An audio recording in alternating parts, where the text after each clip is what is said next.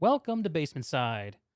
I'm your host, Deeg, aka Greg, here with my friends Matt, aka mattdev, and Brian, aka Fat Thor.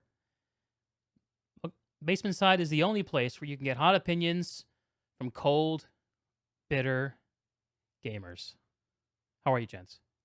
Good. I thought you were about to say cold, bitter old men, because that's also apropos. Yeah, yeah, that seems about right. I wanted to make it ring, and I think I got like a 4 out of 10 for what was in my head right there. I thought it was more like an 8, but that was Yeah, good. I thought it was good.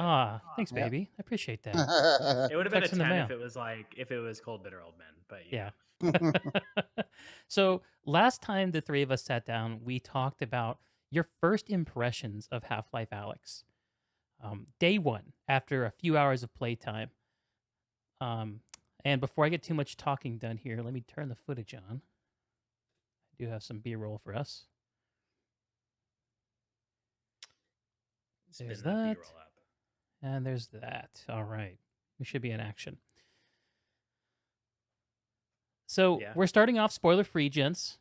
We'll get to a point where we want to talk about the ending, and when we do, I'll switch us over into spoiler mode. But I'll try to be very clear about that so folks are aware.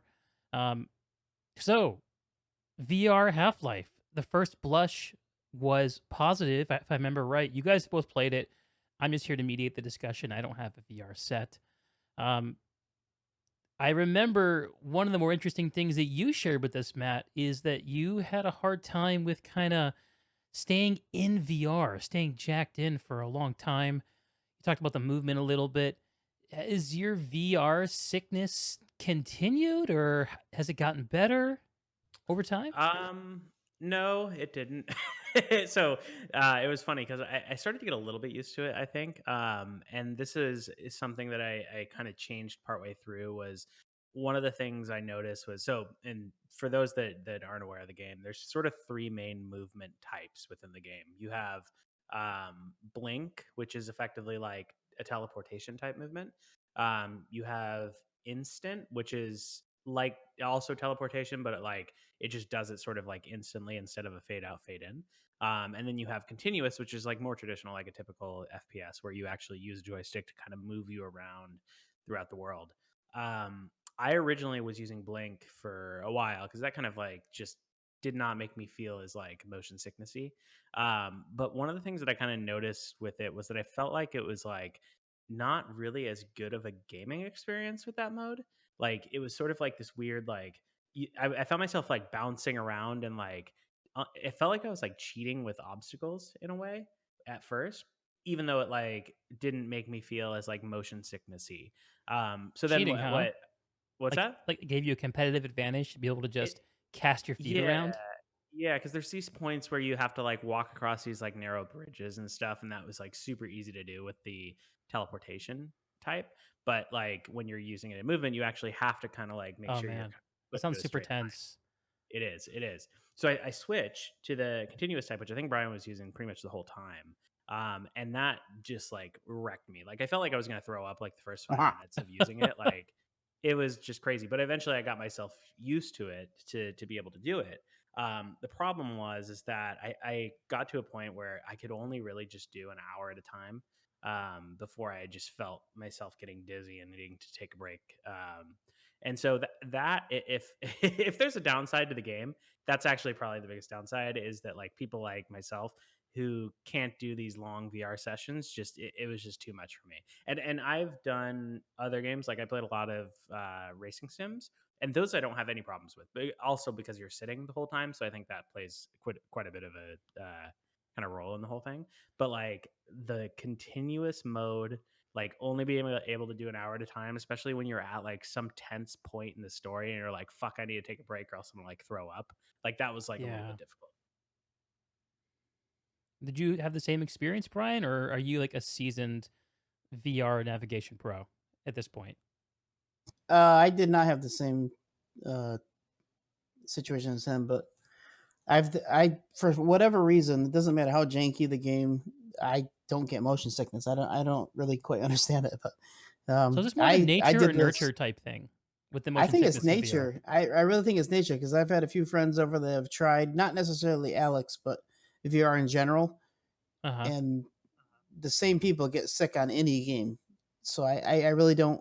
I'm sure maybe on Alex it might be a little bit better. I mean, especially if you have an index and then you got the maybe if you did the teleportation, they'd notice a huge difference. But at the same time, I think it's the same people that just really get that motion sickness no matter what they're doing. But Yeah. with that said, I I enjoy it and I could play the game for hours if I could, but I How get in many trouble when I hours did play it for take you too. guys to beat it? I have to check. I think it was about 16. Let me look real quick. I can just pull it up and check. Yeah, let me check too. 15 hours for me. So, And this so is yeah, not a that was game where you fly along. Like you really take your time and explore. That's what makes VR fun, right? yeah, and I think this is something that a lot of other reviewers have said too, and I don't think I can emphasize it enough, is that this game is actually way slower than every other Half-Life installment, right? Right. And like so I had just played Black Mesa like right before this, maybe a month or two prior. And it's funny because you have these like battles where you're just like fighting, hordes of these combine people, and they're just coming at you constantly, right? And like that's sort of like just how the Half-Life games work is you have these sections, kind of like in Doom, where you have like a nest, right, that you'd come upon. You just have Yeah. to fucking kill everybody. Yeah. The max that you kill, like that you fight in certain sections of this, is like 3 people. So it Oh is, wow. but it feels like 1,000 times more tense. Where the other ones, like in a normal FPS, you're getting the intensity just by the sheer volume. This you're getting intense because you have to like physically reload your gun, and if a guy's getting close to you and he's about to shoot you in the face, like the pressure to reload that gun becomes so much higher. That was one of the comments you made when you were first starting, Matt, is that you could not get the reload right no matter how fucking hard you tried. I got a lot better at it eventually, but it was terrible at first. Sure. So it took a lot of getting used to that. You can't just smash an R button. You have to like reach back, pull it out, load it in, cock your gun, and yeah. And that's really makes VR like kind of different from your controller and mouse and keyboard gaming experience, right? Is that it seems like the number of like I don't know if the right word is verbs, gameplay verbs, like ways to the number of actions you have to take in order to get something done is a lot higher. It's a lot less gamified compared to say Half-Life 1 or 2. And Yeah, I think that's true of this game specifically. I don't know if that's true of VR as a whole uh-huh. necessarily. It's like again, I play racing sims a lot, but like I'm playing a racing sim where I'm playing actually with a normal Xbox controller. So I have the VR headset on, but like I actually am using a controller and sitting in my chair to do it. I So you're think not this like game grabbing the wheel in VR with your VR hands? no, no, no, and Okay. I think that would be as conducive because, like, with a lot of racing sims, you're kind of emphasizing accuracy. I think what a Right. lot of people do is they use wheels, but That and makes I would sense. eventually like to do that, but it with this, I think it's like the way they design the gameplay, and Valve's always been really good about this. It's so funny watching this scene, by the way. It's like where you're streaming. This puzzle took me so long to figure out, and then when I finally figured it out, I had this like wanted to just punch myself in the face moment because it was so stupid. Um, anyways, yeah, it's with racing sims. It's not as big of a deal, but like Valve's always been big on like kind of designing gameplay with a story almost that follows the gameplay in a way, Yeah, and sort of the mechanics of it. right. They definitely use VR as like that blank canvas to like figure out how can we actually make a gameplay mechanism that works for VR and VR only, and not something that would translate well to a traditional gaming experience. Right. So other than like picking stuff up and throwing it and like manipulating controls on a surface and stumbling around in dark corridors, like what other ways is Alex using to tell a story in VR? Oh, So I think it's great. Just the environment itself, the detail in it is Yeah? way better than any other VR game I've played. It's just so far beyond. You could just stand there and look at like the cabinets and like this old destroyed kitchen or something like that, and you can literally open every cabinet door. Just looking at it, it feels cool. Even if you don't find anything, it's pretty slick. Just whipping them all open and see how they interact and stuff like that. It feels real. It's a pretty slick environment. yeah, one of my favorite environmental things I remember is when I should have sent you this clip, but I totally forgot about it. But when you're in that like town square area right before you go back into that hotel, You basically are just about to go. I think the hotel is called like the North Star or something like that. Yep. And right before you're there, there's all this like trash on the ground, and I found this like newspaper, and the fact that you could actually pick up the newspaper and like read the articles that are in there in such a great detail was just such a crazy thing. And like what was happening in the news of like this world they created, like they put such insane detail into it. Or even like the radios that you can interact with, where you like actually like turn the tuning knob and are Uh-huh. able to, pull the antenna up to get reception. Like it's stuff like that is Right. just unreal. Yeah, that sounds awesome. So like twisting, pushing, throwing, Yeah. And um, it's they I yeah, mean, again, they one of the core mechanics of the game is, well, so one thing is showing on the screen right now is these the types of tool thing. puzzles, right? Right. Like where you're wiring stuff. Like you couldn't necessarily, I mean, you could do that on a PC, but I don't think it's going to be as good. Or those like uh, eventually the orbs got annoying, but those like weird like orb things that were puzzles to solve to like open up the weapon upgrade stations. Um and then last, the thing that they did the best, of course, is the gravity gloves, right? Which just felt so natural at the end of it. Right. So Half-Life 2 had the gravity gun, which let Hmm. you pick things up with right click and and throw them with left. I'm guessing the gravity gloves have a similar function. Sort of, yeah. So you basically will like point at something, and then you pull the trigger, and then you flick your wrist back, and it allows you to like launch it towards you. And then you actually have to use your fingers, at least on the index. You have to use your fingers to actually catch that Oh object. my god, it's like Star Wars, like catching a Yeah, lightsaber. it's crazy. Ah, shit. That's awesome. And it's one of those things where it seems like it could have been done really clunky, but they did it so well that it just felt super natural at the end. Like it was hard at first, but once you get used to it, it's just second nature.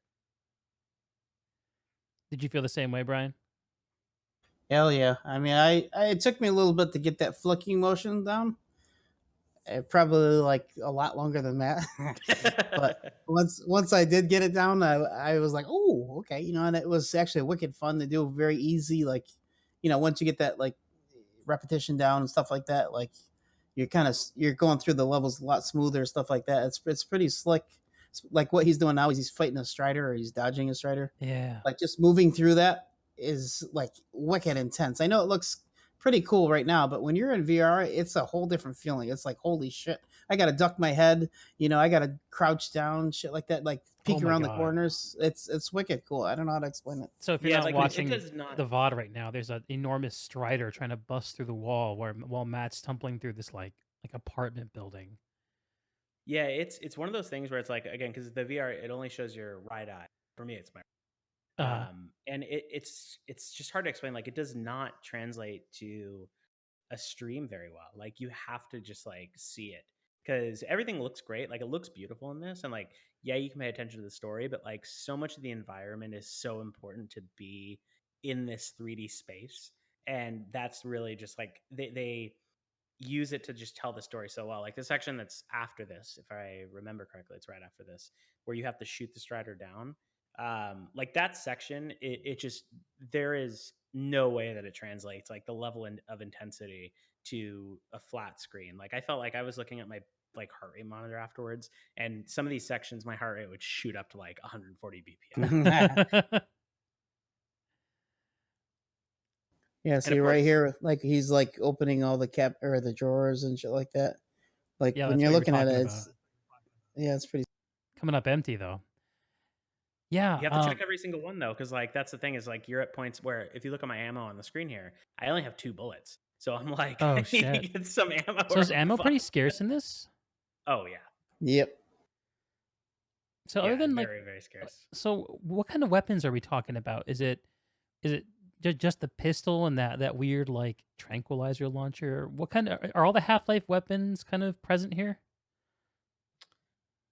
No. So there's only four actually. Uh-huh. So you have, well, I guess if you count grenades too. So you have grenades, obviously, which I just threw one in this scene. You got your pistol, which you kind of start with. You have the shotgun, and then you have the like, I forgot what the laser gun thing is called. Um, Actually, so yeah, just those ones. But you get to upgrade them at these different stations. So your guns actually have an upgrade mechanic as well. And so so they kind of become like different guns in a way, but you don't have that many. Like, and that's just sort of Uh-huh. part of it.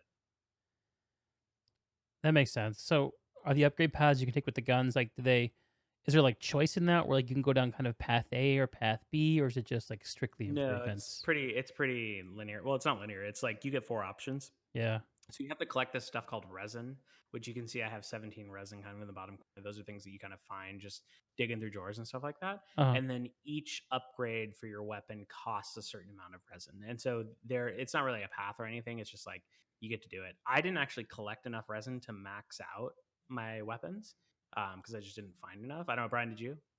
I got pretty close. If not, I actually didn't even get the last 2 or 3 upgrades that I could have gotten, Yeah, I think there just was like because I didn't feel two. like I needed it. Exactly, exactly. And one of the things that I read a lot of, so you can see this actually with what I'm shooting right now on screen. One of the upgrades is a laser sight, and I think the laser sight kind of felt like I was cheating in a way, like it made it a little bit too easy. Huh. So once I got the laser sight on that gun, I didn't actually upgrade any of the other guns with it. Yep, same here. Took the Did you challenge out get of it for it, the huh? pistol? I know I only did it for the that laser gun thing or whatever it was called. Okay, so I didn't get it for the laser gun, but I got it for the pistol. And you know how like when the head crabs, like when they miss you, they jump miss you, and Yeah. like when they get ready to jump, they like sprawl up their front legs, and you Yep. can see their heart, and it like that scope shows you where to shoot.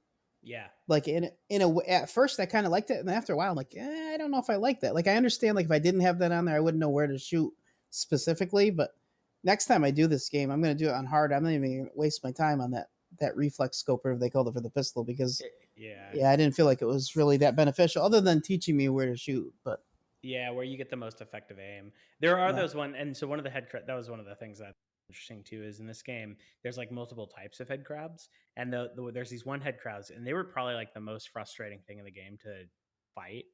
They have those like spiky things on top of them, Mhm. and you can't actually just shoot at the head crab because like it oh yeah, protects it.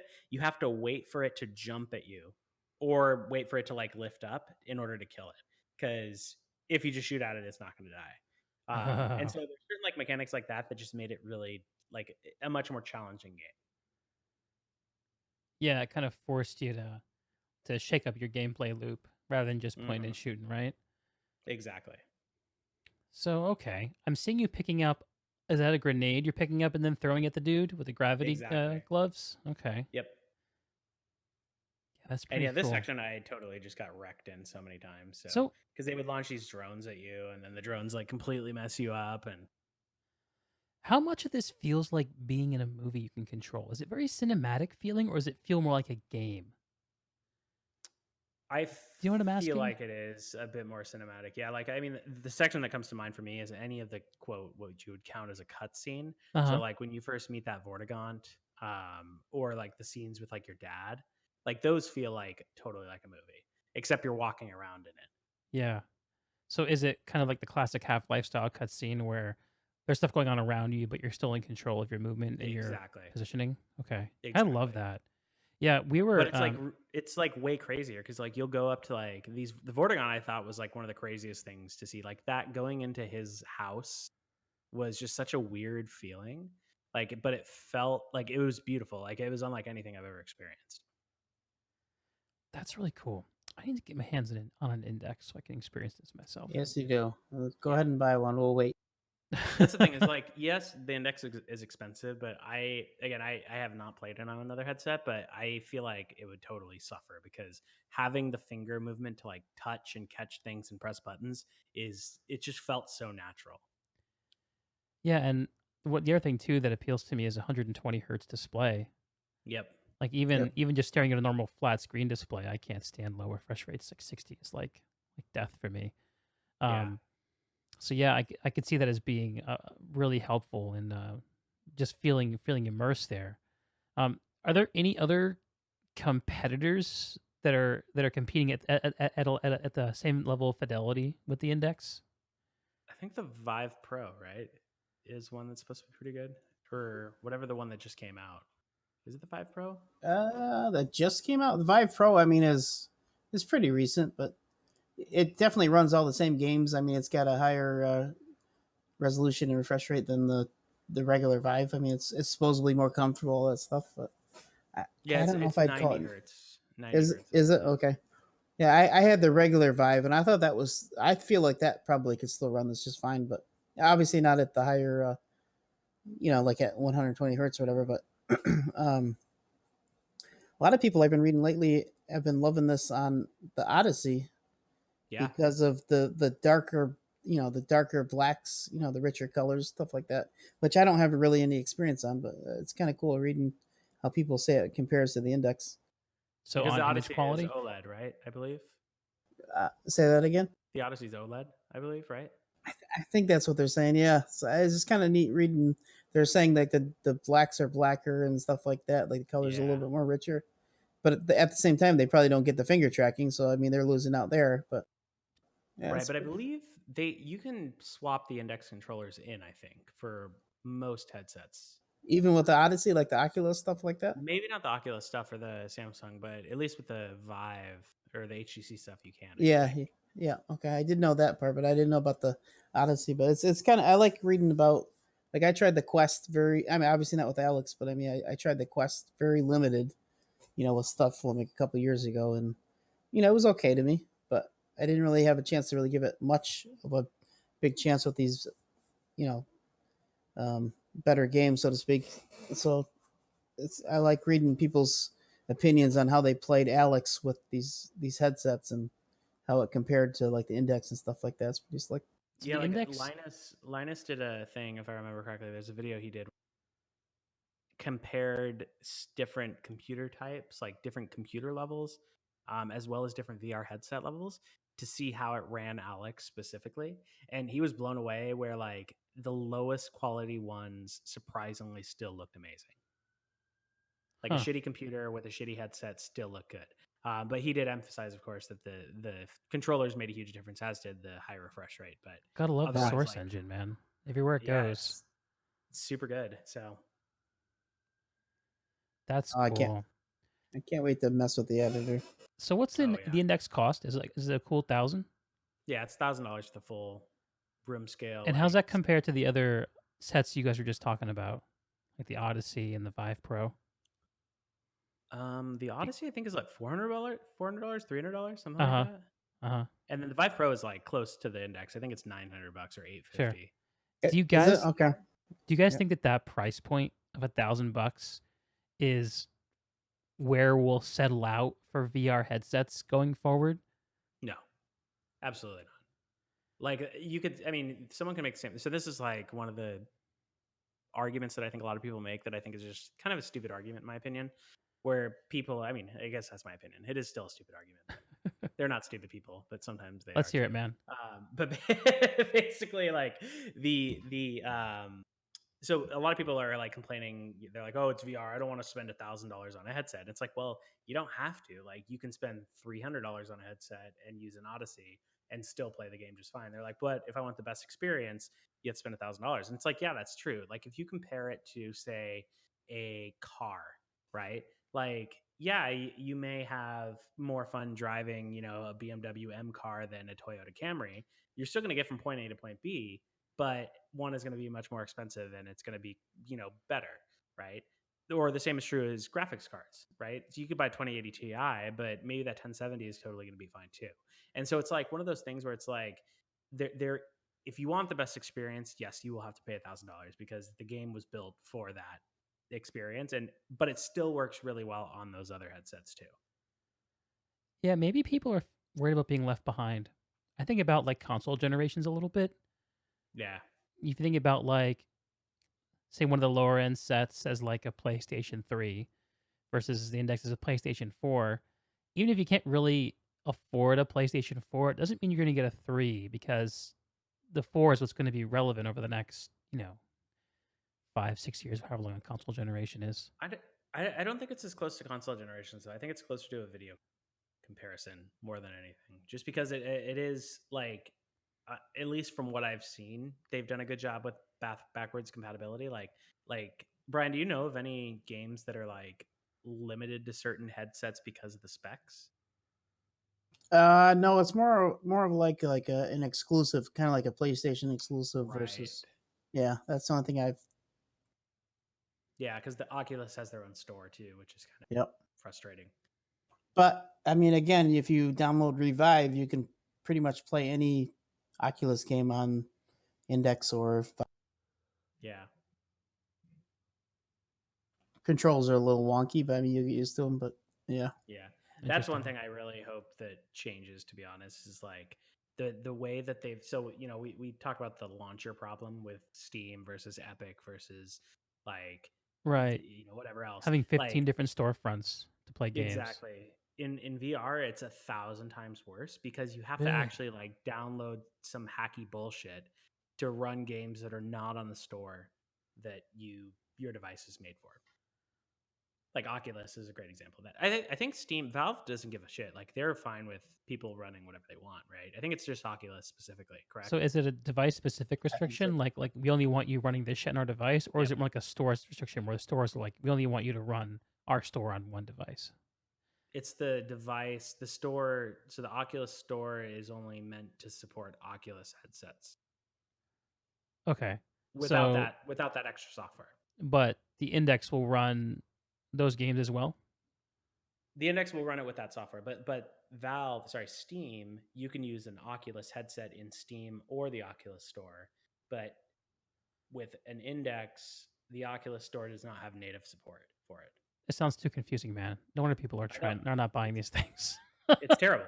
And that's a Facebook decision. Sadly, what they do with Oculus, which is just really horrible. Yeah, it's Like it not just great. compounds the store stuff way worse. Yeah. But Yeah, you still need to go get the Index, Greg. We're still waiting. I'll get one. I'll get one. just don't buy one right now because Yeah. like they're like on eBay for like $1,700. Oh God, That's awesome. No, still I'll wait worth till it. they come back. I'm patient. I'm a patient gamer. Plus, You I can have plenty of pre-order other right now stuff to though. play. Like I think Valve is still letting you get on the wait list, right? Where it'll ship as soon as it's ready. Which I think they're 8 weeks out right now or something. That's Last not I bad. heard, yeah, 8 weeks. One of my buddies came over. He tried the Index before Alyx came out, and he's one of those people that like won't spend money on a candy bar type people. He's Right. very stingy, Yeah. He's like Taylor. Okay, yeah. No one's He's as like stingy as Taylor. Taylor. And he tried a couple games, and they weren't even really that great of games. But he tried the Index, and he's like, "Holy cow, this is awesome!" And he immediately went home, bought like a $1,500 tower, and then purchased $1,000 Index. That's Now, granted, awesome. yeah, it was. I thought it was great.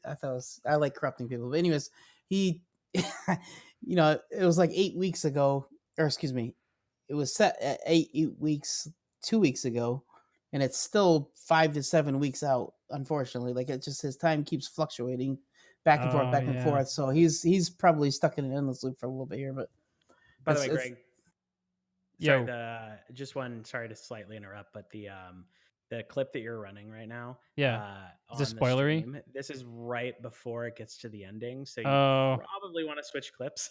Okay. Can I Until we play start the other denoting clip? spoilers. So there were two I downloaded from you, the same name. Can I play the other one to be safe? Yeah, play the other one. That should be fine. All right. Hang Because on. I actually do, in this particular VOD, I do actually finish the game. Oh So yeah. it should I'm glad you spoke in up. the other one it should be fine. So sorry, I should had to make sure that we're still staying spoiler free for the time. hell Like yeah. never.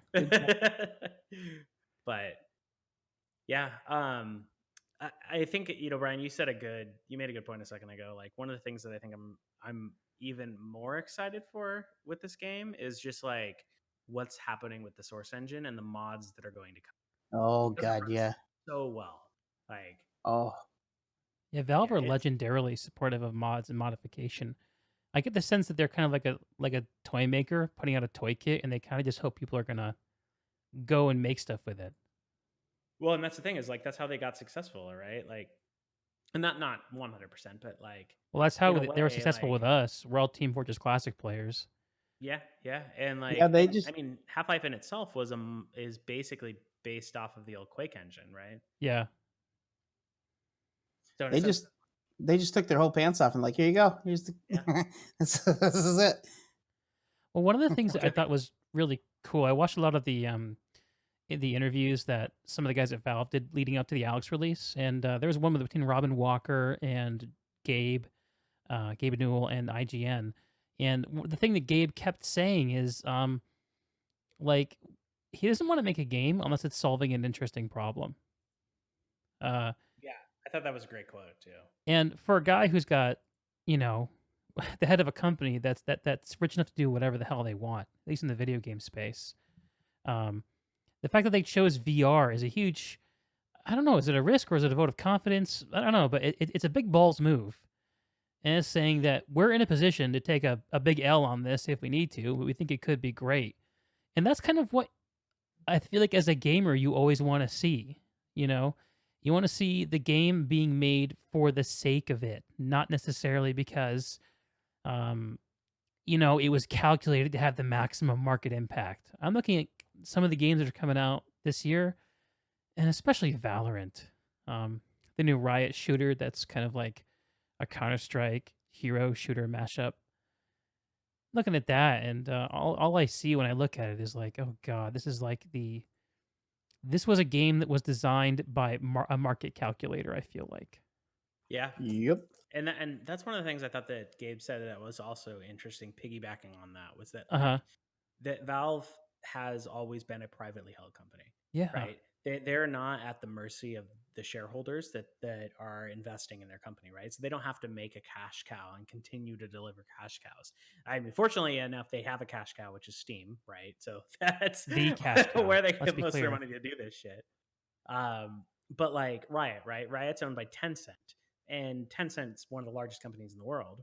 And of course, they have to keep producing games that people will spend money, because spending money is what gives shareholders reassurance. And so Valve's like private, and they're just like, fuck it, we're gonna like just make this game and just see if it takes. And they failed sometimes, like they failed with Artifact, and Yep, they failed. What was that other game that they made that sucked ass too? Uh, there's another one that I'm totally missing. Ricochet. Ricochet wasn't terrible though. I Oh feel like come yeah, on. I guess too. Oh come on. Yeah, it wasn't that good. Because it was basically like what was the game that it was ripping off Audio Surf, right? I don't Sort remember. of. I just remember Anyways, understanding what the uh, point of it was. Go on. but that's the thing is they're in a way they kind of operate like an indie producer, where when they make games they can actually afford to just fail because they don't have anybody breathing over their shoulders. Yeah. Yeah, exactly. It's that indie feel. Like it's for the art, for the sake of the art form. And when you get an indie dev the size of Valve, it's not about the individual art. It's kind of like about pushing the artistic platform and the artistic medium forward. It's very neat. Um, I'm looking at this, and nothing I see here in terms of the gameplay for Alex, the presentation. I don't know. Like when I think about a Half-Life VR game, this is everything that I would kind of hope for.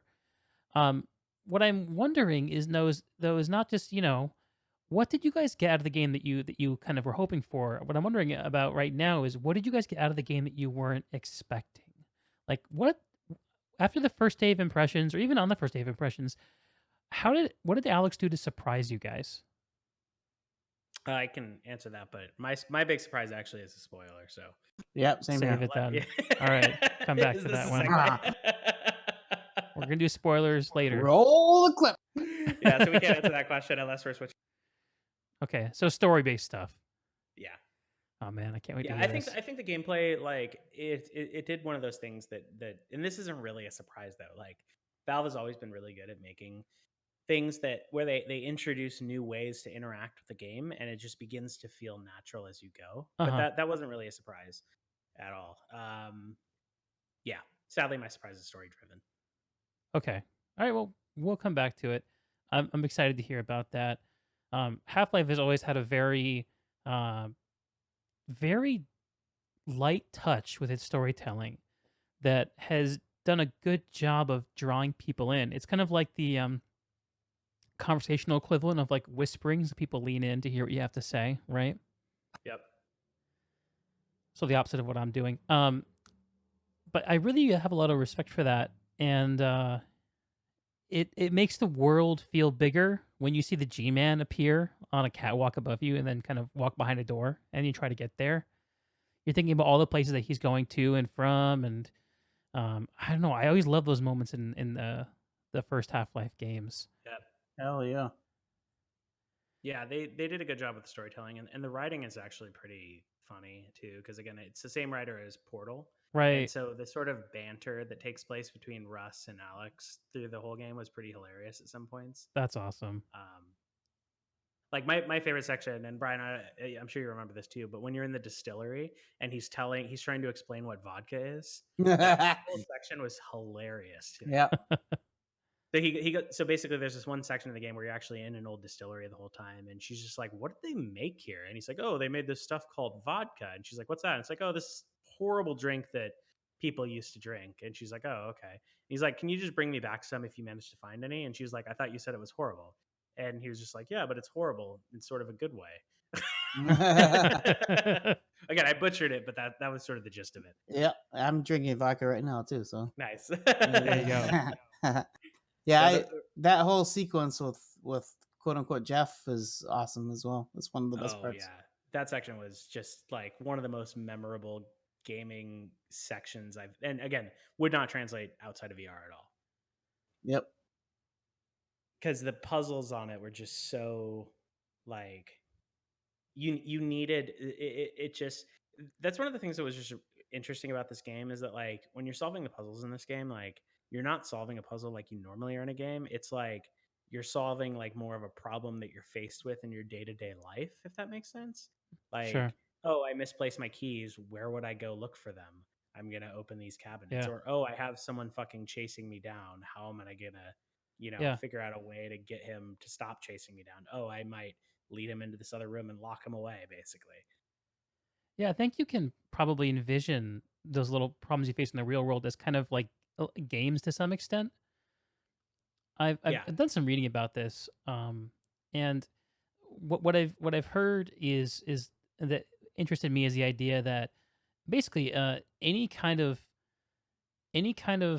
problem that can be solved within certain boundary conditions, you can think of as a game, like how to advance in your career, how to successfully get someone to go on a date with you. Those they're kind of games in a way. How to find your keys, like what you suggested. And but thinking about the real world that makes it so real is that there's so much complexity and so many things you can do, like literally unlimited. And the thing that makes a game is that it, traditionally the number of things you can do is very limited.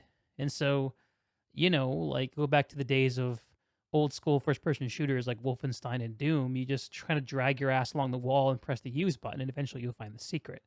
Yep. Mm-hmm. You couldn't do that if there were an unlimited number of ways to find those secrets.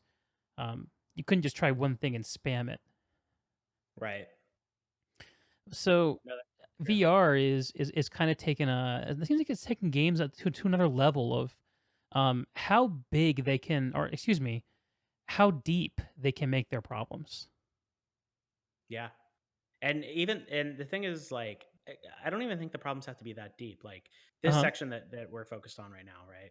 Like, or that's showing on the video. Like this problem is another one of those ones where it's like the solution is actually really easy, and it just it's really it's kind of weird to explain, but it's like the problems don't really have to be that deep.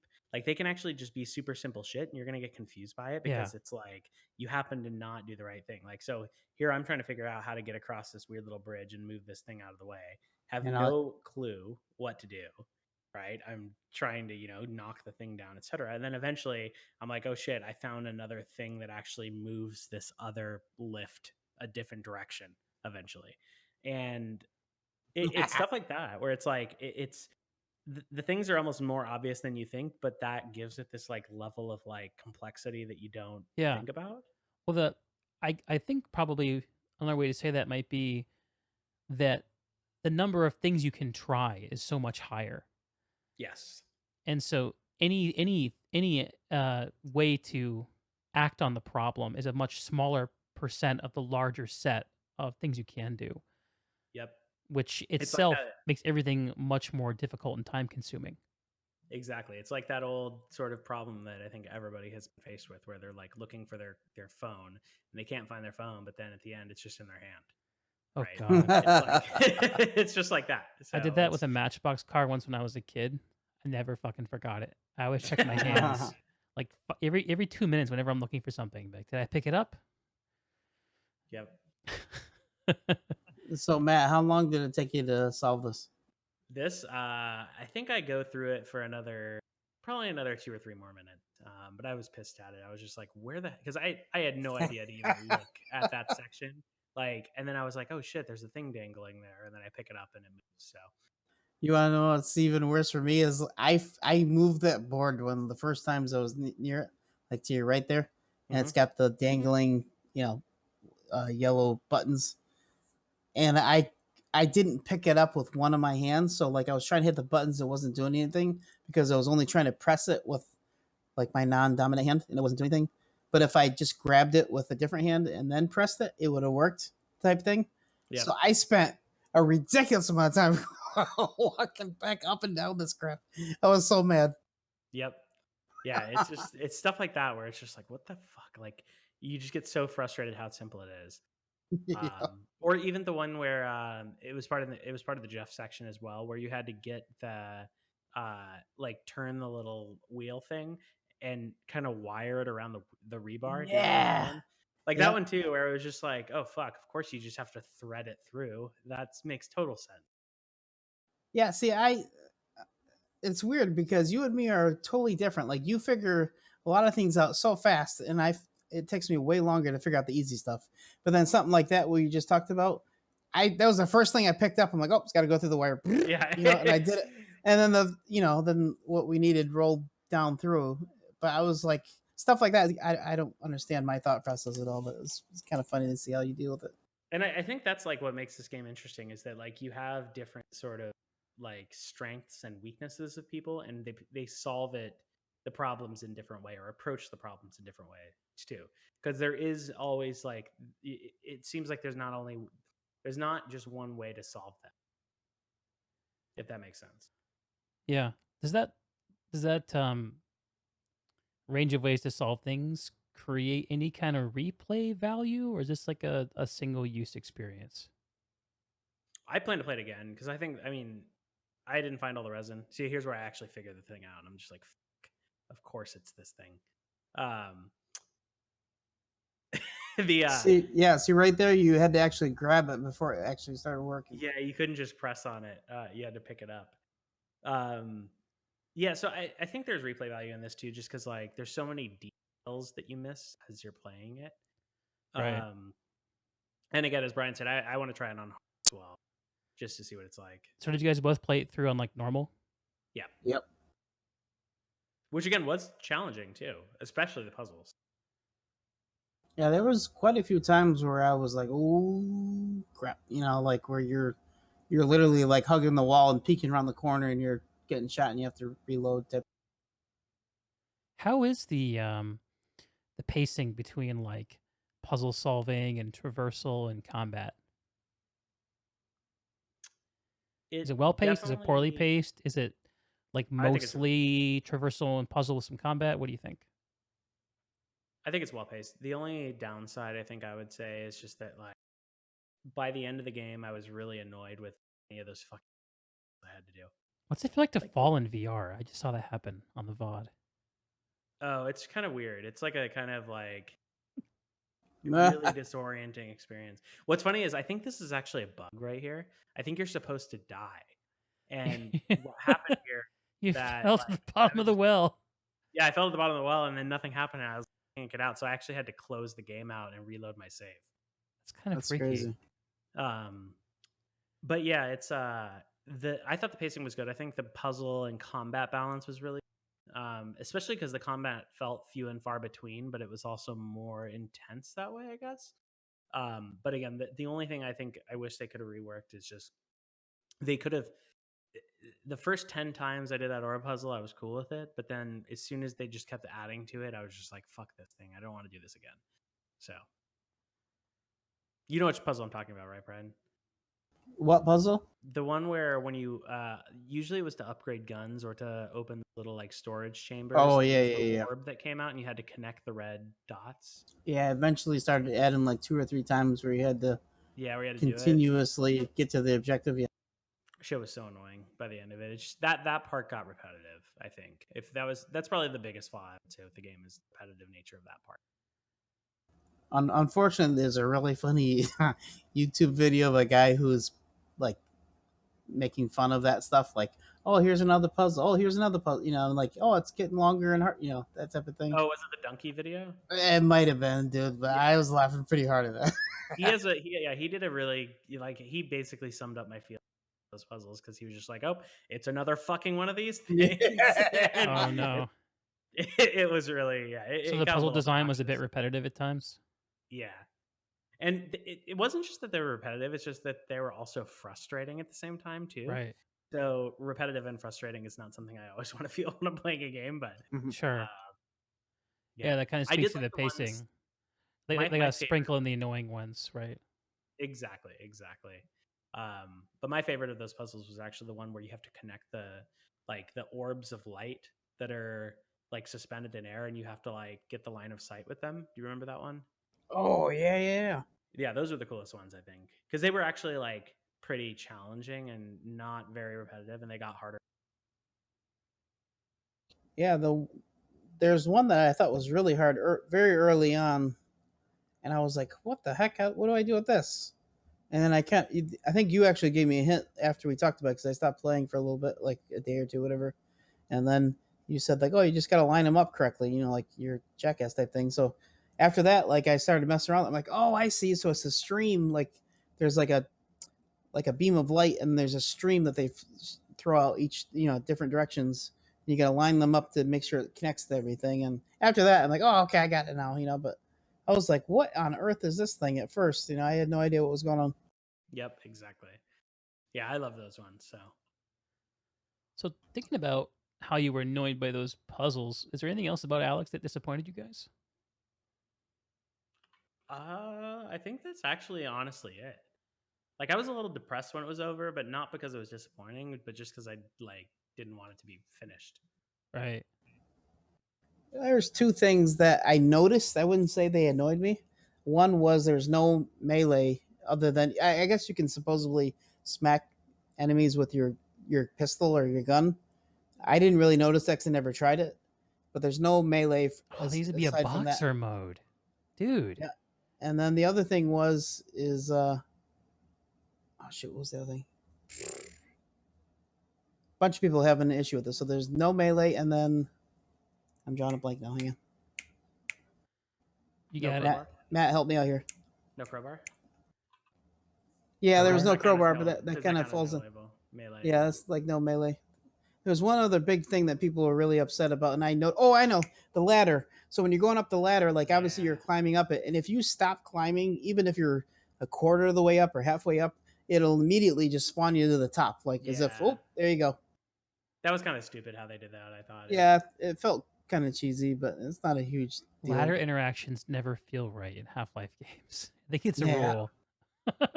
It's funny because this actually does feel right until the moment you stop, and Uh, then it just like teleports you, which is really dumb. Because like the immersion of like actually reaching and pulling yourself up is actually kind of cool, but uh-huh. yep, like the when it zooms you up, it's just like what the fuck is this? Is that yep. because they don't want you hanging off of ladders and like shooting dudes with one hand?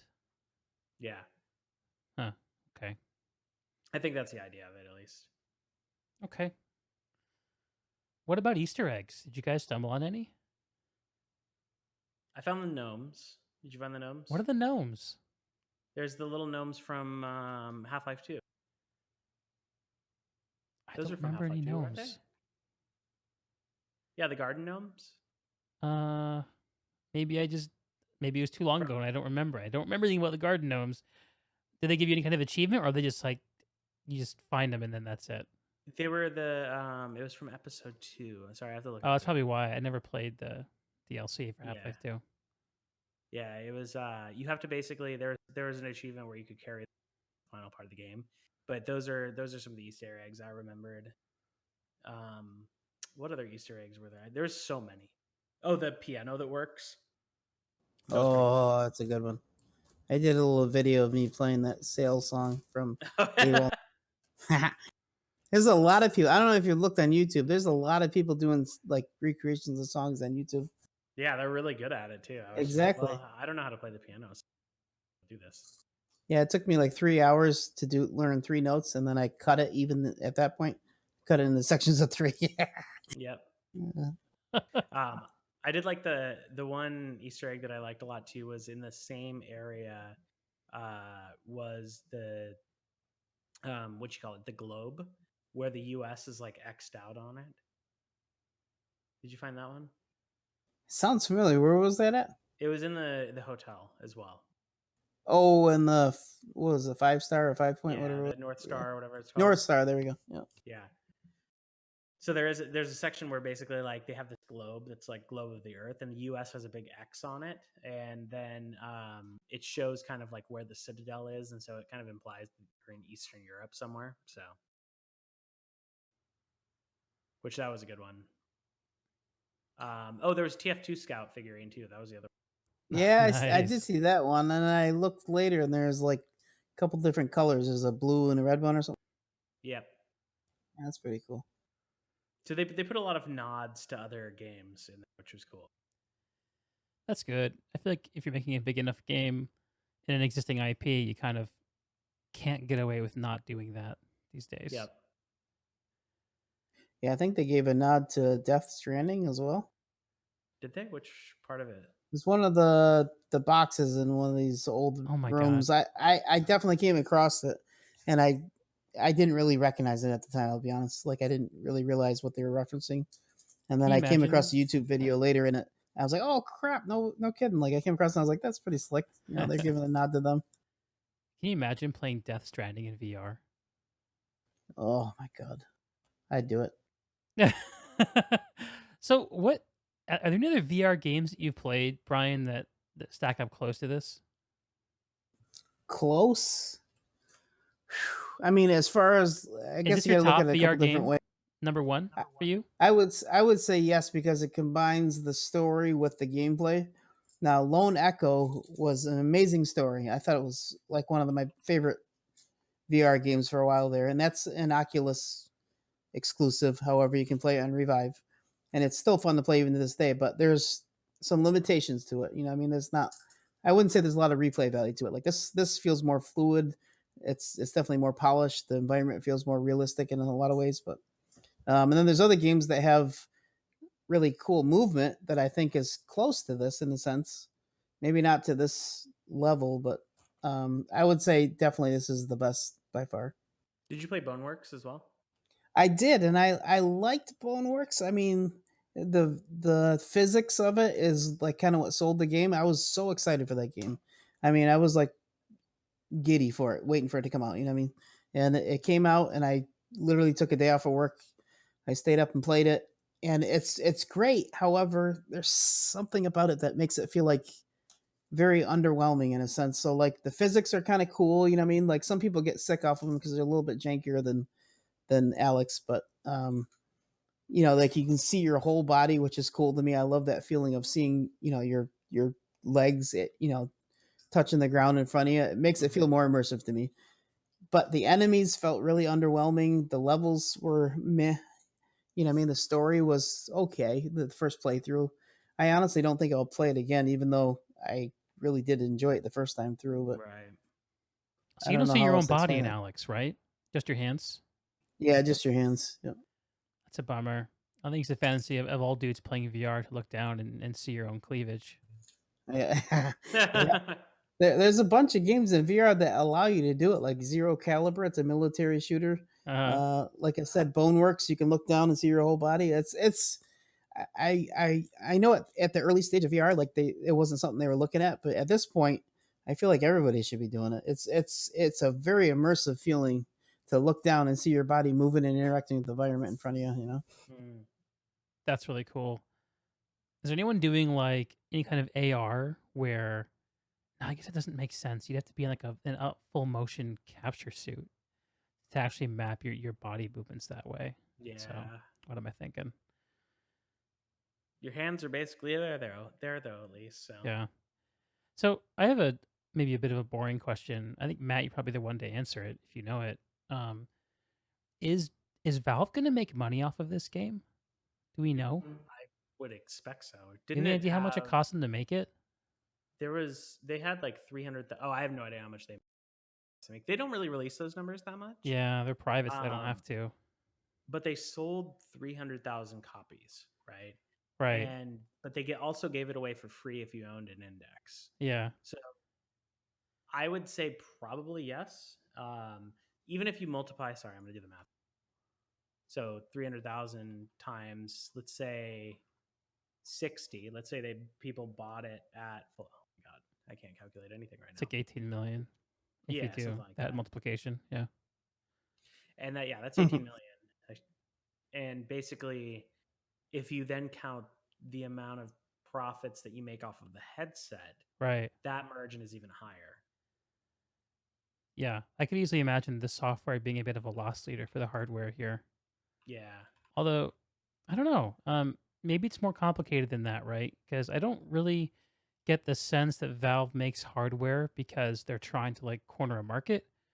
I feel like they make hardware because they feel like they want something to exist in the video game world and they're not opposed to making it themselves if they have to. Like, Mm-hmm. I feel like if there's a 120 hertz headset with great fingertip controls out there, that Valve would have been just like, screw it, we'll use that. Yeah. Maybe, I don't know. Like they buckled down and made Steam when there was no digital marketplace for games. Yeah. Um, they came out with that controller when I don't know if there's much of a need for that controller, and also they've deprecated it, right? They did. Which I thought I hated that controller. I prefer the Xbox controller greatly. Yeah, yeah. I think that the gimmick of the Steam controller was that it had that like kind of pseudo touchpaddy type input, right? Yep. Yep. Yeah, And it's supposed to mimic a mouse, basically. right. Yep, So Valve you in there. didn't like it, or you did like it, Matt? The Valve controller, or the Yeah. Steam controller. No, I hated it. Oh, okay. I never tried it. I keep seeing it advertised, but I never tried it. Yeah, Yeah, it was. I was not a huge fan of it. Valve and their Sorry, I'm trying interesting to problems. research.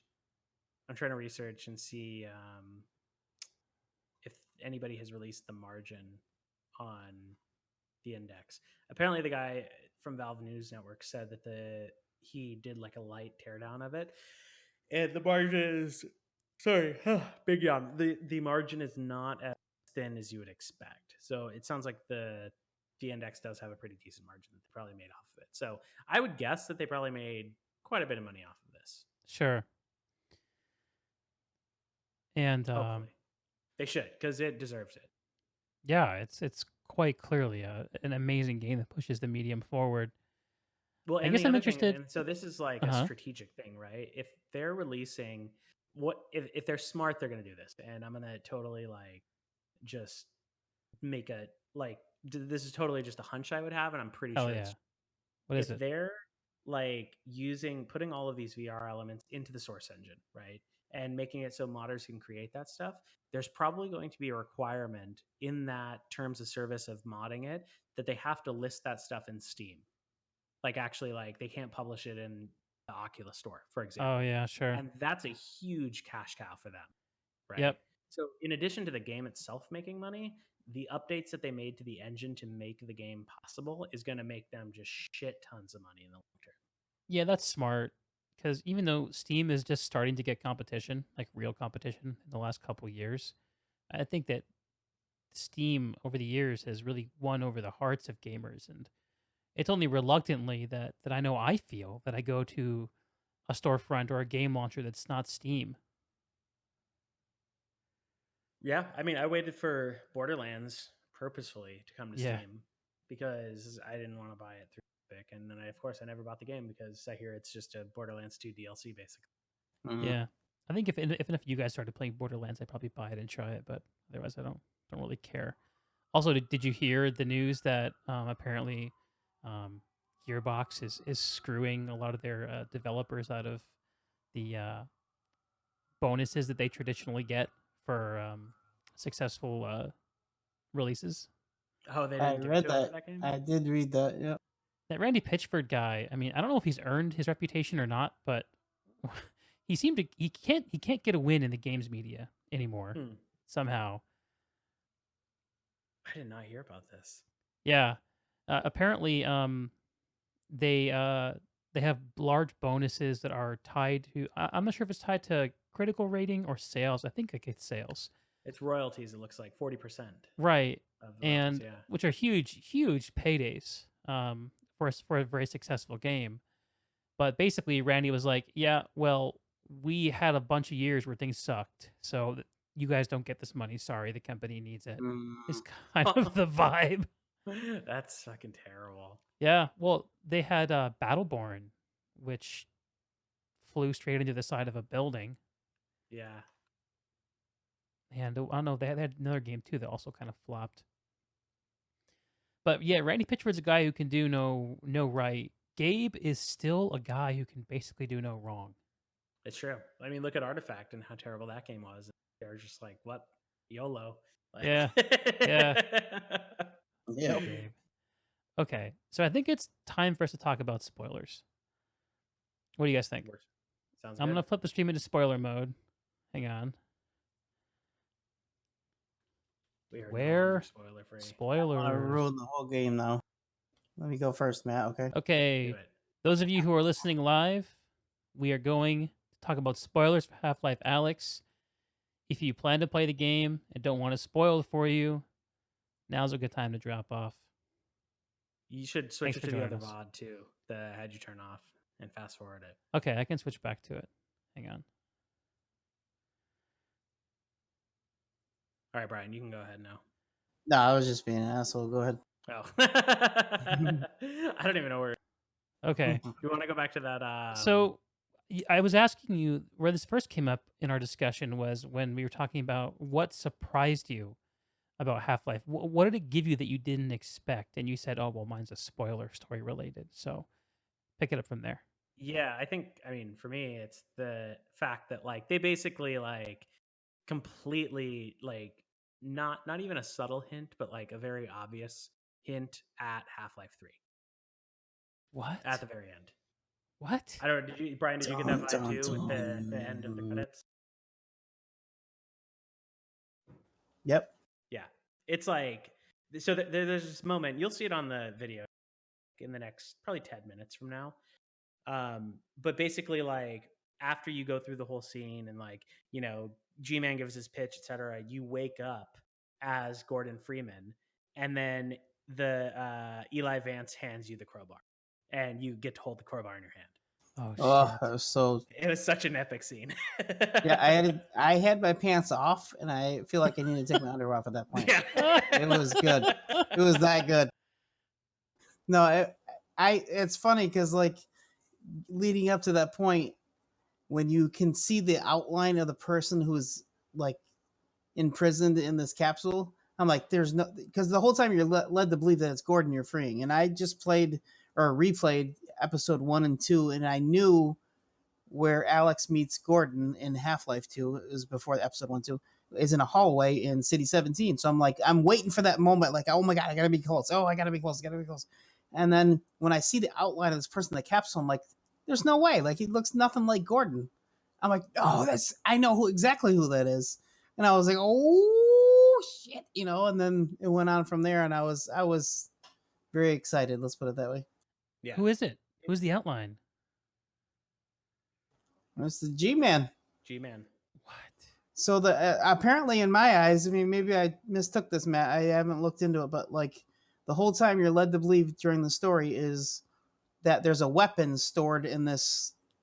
What would you call it? That's floating, or not floating, but like suspended in the air. In Matt. that prison thing. Yeah, the prison. Yeah, I so forgot the actual name of it. There's a name. Yeah. So there's a prison suspended in the air, and you and your father are like, there's a weapon in there, like maybe we could use it against the Combine, right? Like they don't want us anybody anywhere near it type thing. So the whole time, then all of a sudden you're like, okay, it's not a weapon, it's a prison. Like what? Like who's in there that they're imprisoning? You know what I mean? Blah blah blah. And then you're like led to believe that it's Gordon. So you're like, ooh, boy, I'm gonna see Gordon at the end of this. Then you're like, oh god, I gotta go. That was me, anyways. I mean, I'm Yeah. a little more giddy than most people, but so I'm like, oh gosh, I gotta go. I can't wait to see Gordon. And at the very end, all you can see is a silhouette of this person, and he's a very thin framed person. And you're like, that's not Gordon, that's the G-Man. And as soon as you open it up, he tells this cool tale where it's like, oh shit, this is awesome. Like in a way, it's kind of defeating because you're like waiting to see Gordon, and in a way, it's kind of cool because he opens you up into a new opportunity. You know what I mean? It's pretty cool, and you can see the whole ending on YouTube now. I'm not even gonna say the rest of it, but it's Yeah. pretty slick. Well, the ending is actually about to show on the stream right now. So there's this whole section here where basically like you have to fight some of the last of the combine, and you get these like weird orbs, these like electric orbs that the Vortigons would use that you can like kill them with. And then after that, you go down this pathway, and that's where you release Gordon, but it's not actually Gordon; it's G-Man. And then you watch past the credits, and there it is. You basically wake up as Gordon Freeman. What? Yeah. Yeah, it kind of picks up where is it Half-Life 2 or is it Episode 2? I think it's right where What? episode 2 is. Okay, so Episode 2, your father or Eli Vance dies, and that's how the whole thing ends. We've been sitting on that suspense for many, many years now, Uh-huh. and it kind of picks up on that and like leads you down a different path and lets you alter that. That's pretty slick. Yeah, because at least the vibe that I got from it was that like it is the like time in this can be changed, and there's this whole like idea of causality, because you know how like you have to save your dad from being killed there. Uh-huh. Yep. And that's like what it's sort of playing with, is that like at least how I took it, the ending of episode 2 may not actually be the truth, like the true ending. Oh, interesting. Yeah, Did you play we haven't 1 played and with 2? changing Deeg? timelines in Half-Life before, have we?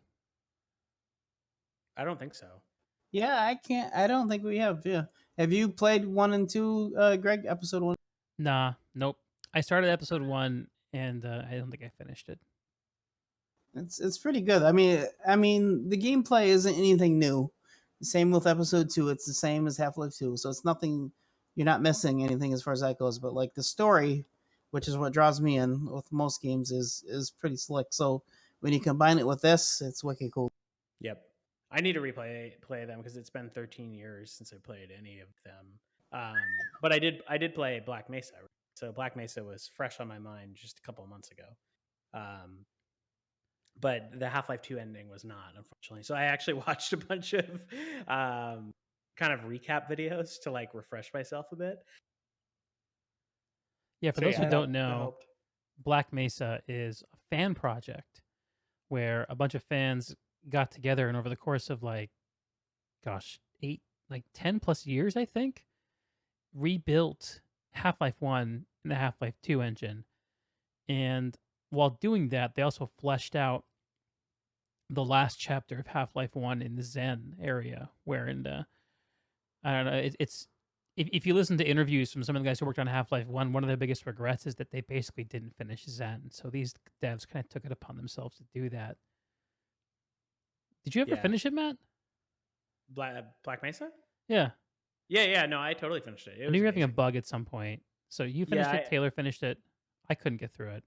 I got the bug fixed. I had to reset my save a little bit, but the Zen portion is fucking amazing. So Yeah. What's the bug, if you don't mind me asking?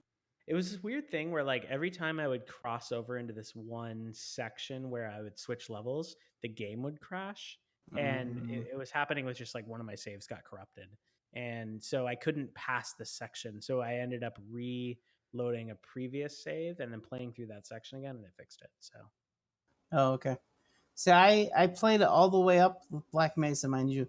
Played it all the way back, all the way through into Zen, and I didn't finish it. I don't know why I didn't finish it. Like I already know the ending, but at the same time, like I don't know what stopped me from finishing Black. yeah, it was. I thought it was really well done. It was one of those. It's Half-Life is like a game where you have a memory, and when you replay it, it doesn't live up to that memory. But I feel like Black Mesa did a good job of actually making it live up. Nice. Okay. It just sort of felt like Yeah, it just felt like you remember it. Link's Awakening fell into that same category for me too. The remake of Link's Awakening, because I played the original of it 20 some years ago, right? Mhm. Yep. But the remake, like, if I were to replay the original Link's Awakening, I would think it was fucking awful. Like, why the hell am I playing it? But Right. the remake is fantastic. Yeah, Black Mesa felt like Half-Life for sure. Yeah. And Half-Life Alyx felt like Half-Life Yep. despite being VR. Do you guys think we'll ever And see another flat screen Half-Life game again? I doubt it. I hope not. I did watch a video though of somebody playing. Sorry, some guy who was like working on a team that's porting Alyx to a flat mechanic, What do you like guys think of that? flat playing. I don't think it's gonna be the same. Like I think the game would be terrible personally. Yeah, I don't know how you duplicate all the stuff you're doing with your hands. Like I'm just even watching right now on the B-roll. How you duplicate that with like a mouse and keyboard setup. Yeah. It's kind of hard to envision. Yeah, I don't think you can duplicate it, but I'd be interested to see how they do it, just for the sake of seeing how they do it. I'm not saying I would play through it, but I guess if I you don't think it would. Yeah, it would definitely not compare. do just one hand and you just do it like a point and shoot thing, like a first person shooter, you could do it Yeah. potentially. Um, are there actions in the game that require two hands to do? Yeah, yeah.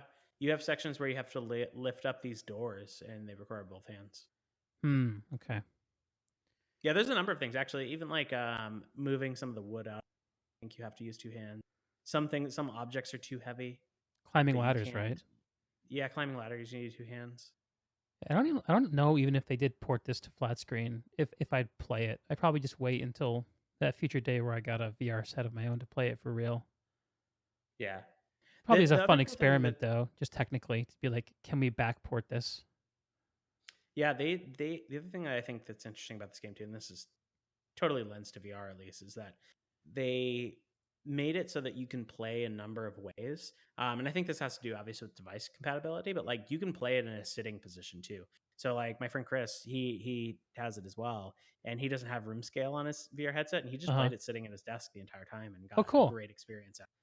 What about places where you need to like crouch down?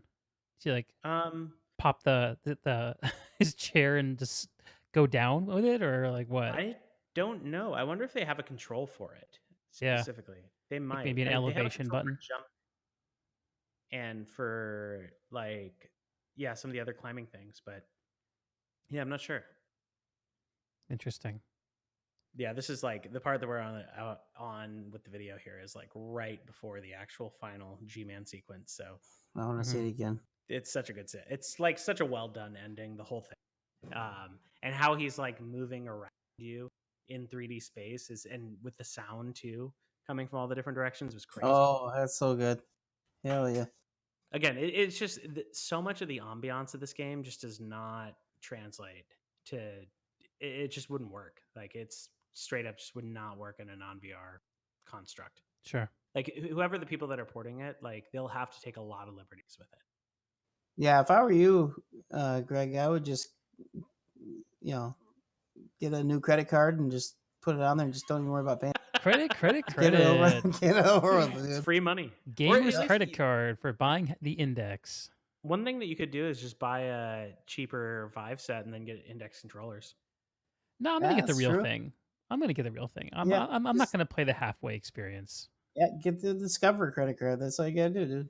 Dude, Higher, are you interest. like my banker or something? Like, give me a break. Come on, dude. I did the same thing. Let's go. I can't have just myself being the low life like this where I have to pay off for.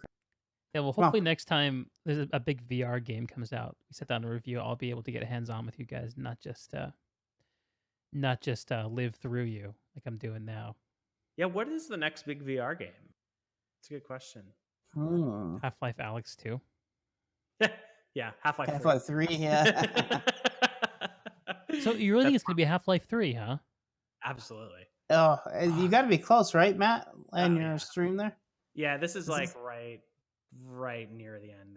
All right, we gotta just sit quietly and watch this. Okay, don't nobody say anything. Ready? That's gonna be great for the audio version of the podcast. Yeah, the people that are listening right now, they're gonna be Just like, sitting here breathing heavily, shedding sweet manly tears, yeah. like that YouTuber, whatever his name was.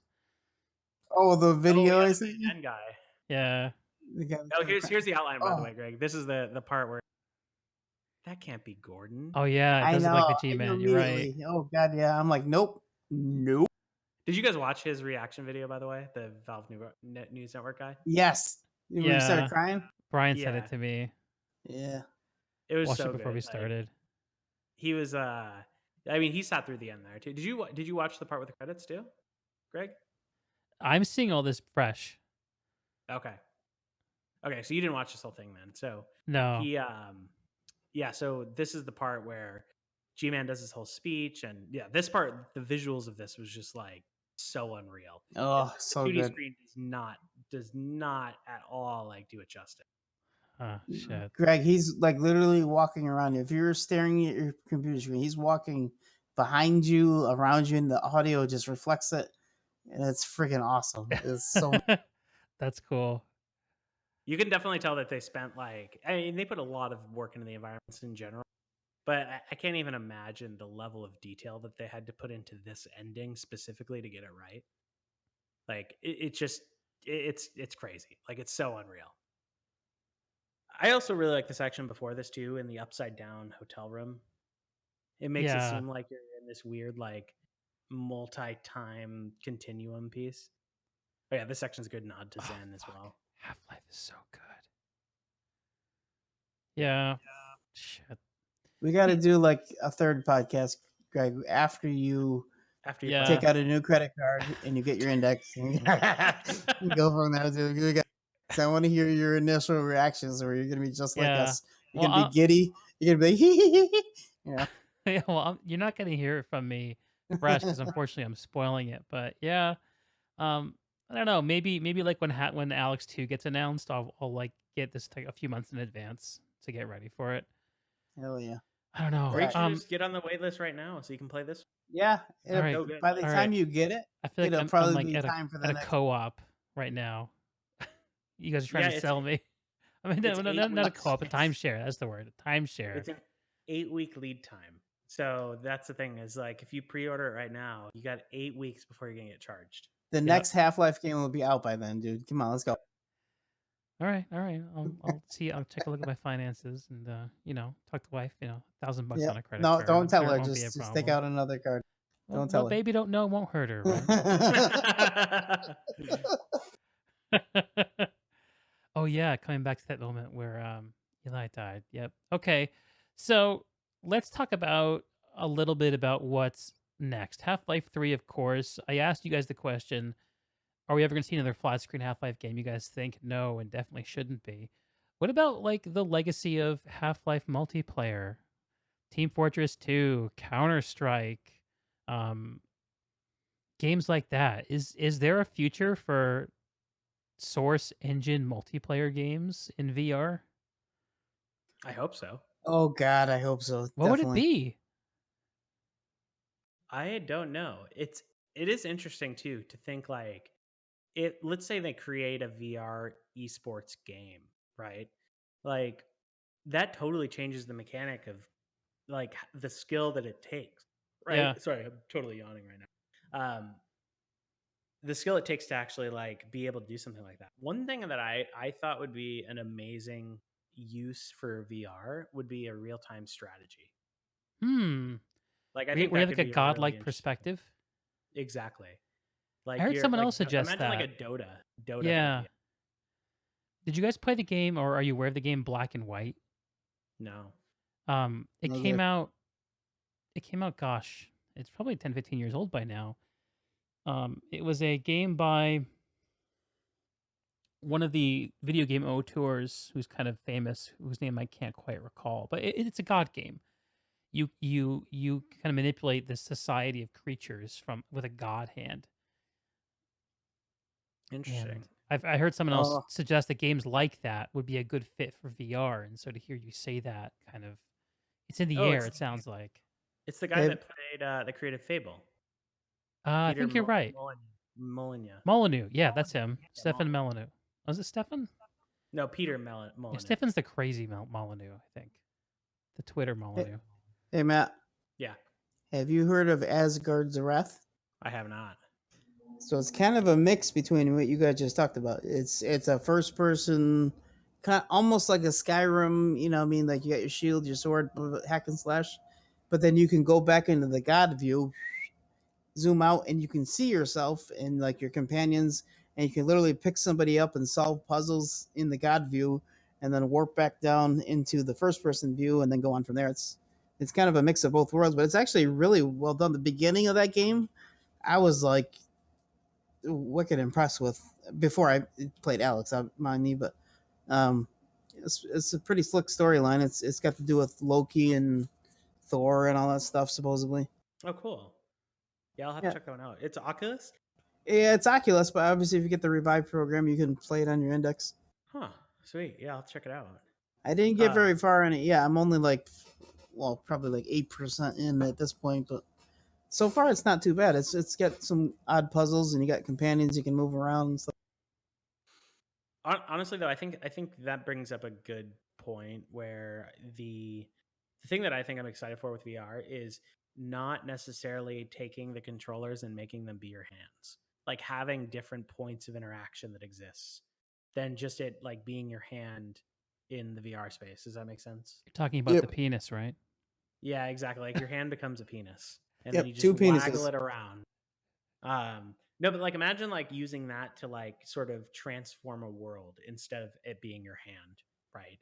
Or you know, I can't even think of things, but there's tons of different interactions that could probably take place with it. Tentacles? Tentacles. It doesn't even have to be limbs necessarily. I'm having a Like hard time or envisioning even this, Matt. I'm not gonna lie. Give me an example. like think about like do you remember in Minority Report zooming in Yeah, hands around? yeah. Imagine Oh, something. that was good. But that's all hand stuff still, right? It's Well, manipulation in hands. that context, you're still using your hands to control it, but it's not a hand in the VR experience. Like what you're So, seeing is not a hand. correct. Okay. So maybe representing your hands in a different way. Okay. Yeah. Here's by the way, this is the clip in the Twitch right now where you wake up as Gordon. It's coming up now. Oh man. Here it is. And then he gives you the crowbar. Look at those new gloves. Oh my god, you're right. Oh, This is you the couldn't scene pick from up. You Half-Life missed the 2, crowbar. right? Yep. But remastered. Oh And there's fuck. Dog. That is I so have to. hot. I have to say, I'm not a big fan of the new Eli. I like the old Eli better, but I he agree. seems younger. Alex looks way different. Gotta Yep. sex him up. I don't know. I mean, obviously his voice changed, different voice actor, but I like the old jeez, gosh almighty, the old Eli way better. I don't know. He felt the right age. Now Yeah, he he just seems like was he's way younger voice for some. a little more rugged back then. Yeah. Oh my God. Someone posted I'm going to share this in chat, Greg. This is something that Okay. you should probably add to the podcast later. This is the original voice actor for Eli, and they actually look exactly alike. Wow, that's awesome. Oh my god, that's trippy. Yeah. But I want to see who the new guy is. Yeah, obviously he's way What younger. did you search right? for to find that, Matt? I just searched Eli Vance actor. So Google Eli Vance actor if you want to see that, because I'm not editing this VOD. Put the link Oh, in he the passed description. away. He was he died. Yeah, that I must not be why. realize that. Maybe Dude, you're the new Eli resembles the new Eli voice actor. maybe. Oh, Yeah. the old dude died for real. Yeah, the previous actor did. Yeah. Well, all good things must come to an end, as is the case with podcasts. Half-Life Alyx, Valve's first VR game, pushing the medium forward. Here talking again with mattdev, aka Matt, Fat Thor, also known as Brian. It's Half-Life. We liked it. We want to know what's next. Any other Well, I thoughts, think we know what's boys? next. I think we know what's next. Yep. Half-Life 3. Big hype. I'm Any other ready. thoughts to add, gents? I am, again, like I can't reiterate this enough. I'm just really excited to see what's next outside of Half-Life and like what people will build off of this. Yeah, that's the trick. I'm excited to see it too. I can't wait. I'm not only am I excited for Half-Life 3, but the mods for this game. Oh yeah. They're gonna Is be the getting SDK out? Can not people get yet. their hands on it? No, it's not out yet, unfortunately. Hear that, Gabe? It's coming soon. We need it. They mentioned actually. I read an interview, listened to an interview somewhere that said that it's coming shortly after, and it's only Okay. been out for what 2 weeks now, two and a Yeah, half weeks. it's about right. Yeah. Okay, more to come soon. Well, gents, let's wrap this up. Quick blurb: who you are and where folks can find you in the world of the internet. Matt. I am Matt Devincenzi. You can find me shit posting on Twitter at mattdev. Brian. Fat Thor, fat underscore Thor, mind you. I've been newly streaming on Twitch. I'm going to start on Mixer. I've got a YouTube channel, and I'm thinking of doing some recreations of the Marvel movies on TikTok. Yeah, if you haven't seen this guy stream, he literally streams in a Thor costume. You got to see it. Yep. As for me, my name is Greg Olzerowicz, also known as Deeg. You can find me here at twitch.tv/DeegTV. I'm also on Twitter as Deeg Thoughts.